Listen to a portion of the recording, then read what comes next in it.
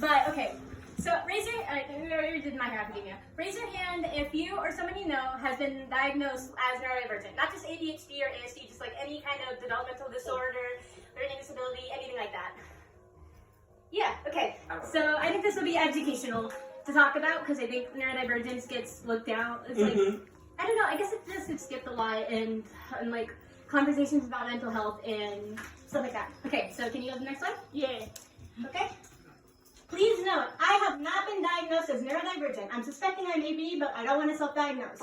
This slideshow will be based on the experience of neurodivergent folks, both in a textbook sense, like common symptoms, and from the point of view of neurodivergent people. Like, I watched some videos, but that's like, please do not use this to stereotype or otherwise generalize disability.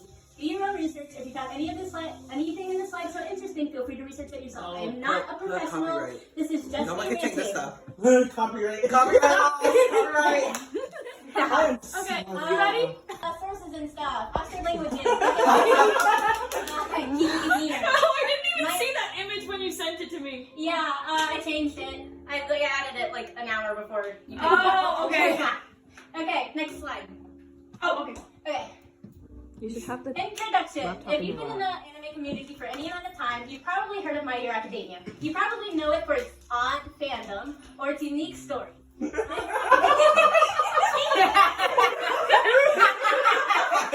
Kelly. Yeah, My Hero Academia takes place in a world where almost everyone has a superpower known as a quirk. However, Izuku Midoriya, our main character, is quirkless. This is introduced from episode 1 and is repeatedly referenced throughout the show. I wasn't able to decide on what I wanted to talk about specifically regarding Izuku Midoriya and neurodivergence, so I'm just going to dump everything in this slide. So it might be a little chaotic, but it's okay. Hooray! What is a disability? There are different definitions for what a disability is, but for this slideshow, I will be sticking to one.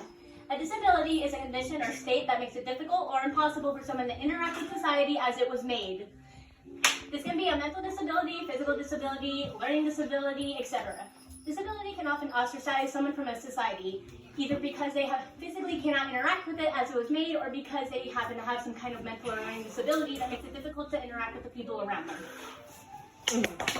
I've done a lot of research. Praise the Lord, my leg fell asleep.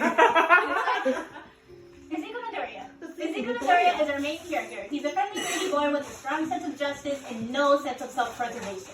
And when we see him, we're introduced to his personality firsthand. He's taking notes on a villain and how pro heroes handle them, and he clearly seems passionate about wanting to be a hero. Yes, hero! When we see him in junior high, the audience can immediately tell that he's a lot gloomier and shyer than at school than how we saw him earlier. And even before the audience can question the change in atmosphere, we almost automatically get an answer. Hooray! The introduction of Katsuki Bakugo and the rest of its class pieces everything together. Izuku Midoriya is quirkless because he's different than his classmates. Izuku is quirkless. He has no superpower or special ability. Being quirkless isn't considered a physical disability in the world of My Hero Academia, at least not from what we can tell. Izuku can still physically access a majority of places. However, as soon as people realize he's quirkless, he's either looked down on, treated differently, babied, etc. Someone could have a useless quirk, but just by having one, they would still be treated better than a quirkless person in society just because they fit in with the crowd. This is emphasized when it's confirmed that at some point, UA High School, a school founded after quirks became a thing with the intention of educating pro heroes, literally banned quirkless students from even trying to join the hero course. Of course, by the time we're introduced to Izuku, the rule has been removed, but this still goes to show how quirkless people are treated in this universe. Yeah. Hooray! I didn't even know there was a ban for that. Yeah, like if you in episode 1, I think one student like points out that he wouldn't be able to get into the hero course, and Izuku says they got rid of that rule. Oh. That means it was a rule at some point. I could go on for hours. Okay, is Izuku Midoriya neurodivergent? Before I start to talk more about Izuku and his experiences, I want to give my point of view as to why I personally had Izuku as having ASD and or ADHD. Just for clarification, ASD is an acronym for Autism Spectrum Disorder.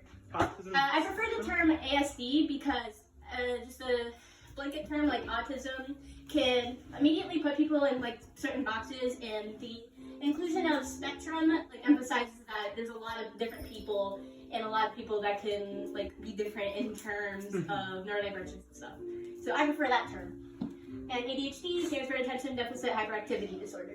The symptoms primarily focus on ASD, but ADHD and ASD symptoms overlap often. Izuku doesn't canonically have either of these, but he does show a lot of signs in the show. I'll be listing them here in case you've missed them or if you just straight up do not watch the show. I'll try to keep spoilers to a minimum, but keep everything in mind. But keep in mind there will be spoilers up to season 2. I will keep everything past season 2 extremely vague. Feel free to point out anything that I might have missed because he shows a lot of symptoms and I couldn't just binge the whole series again. Spinning. This is pretty obvious. The repetitive performance or certain physical movements or vocalizations of the form of behavior by people with ASD or other neurodevelopmental conditions, some kind of self-stimulation. This behavior is thought to serve as a variety of functions such as calming and expression. That's from Oxford's definitions. I did not take that. We see Izuku doing this through rocking back and forth, moving his arms up and down. Sometime in season 2, I can find a GIF.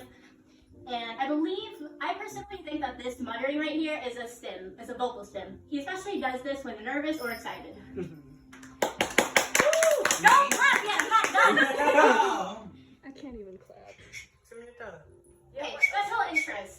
A special interest is an intense focus on specific topics, usually impacting daily life. Again, very obvious. Throughout the manga, we see many scenes of him taking notes of heroes he's interested in.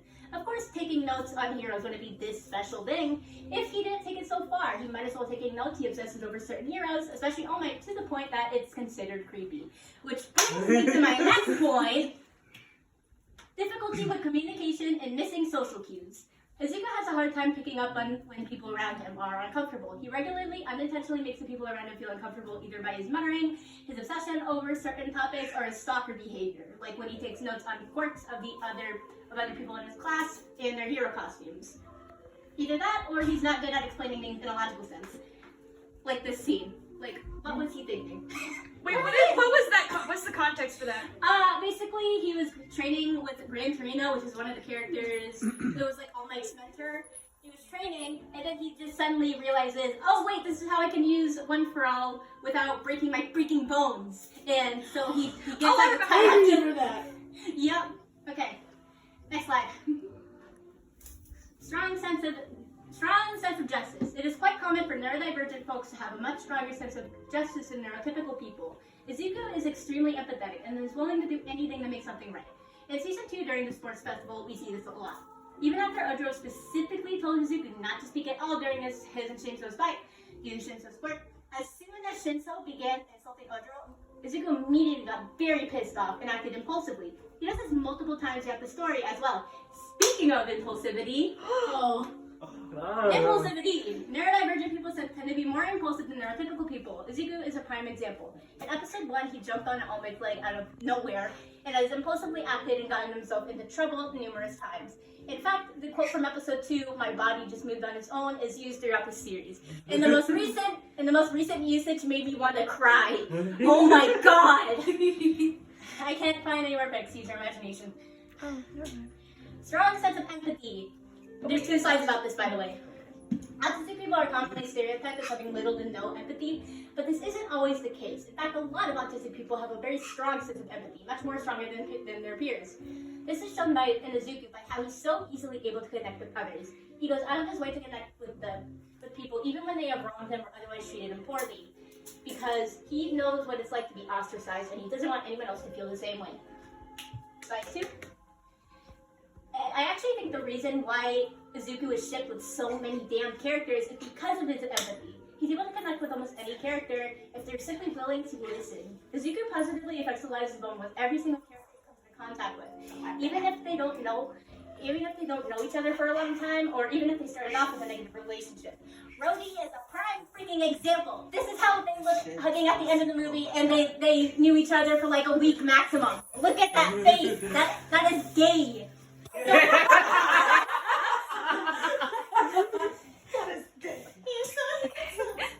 Anyways, next slide.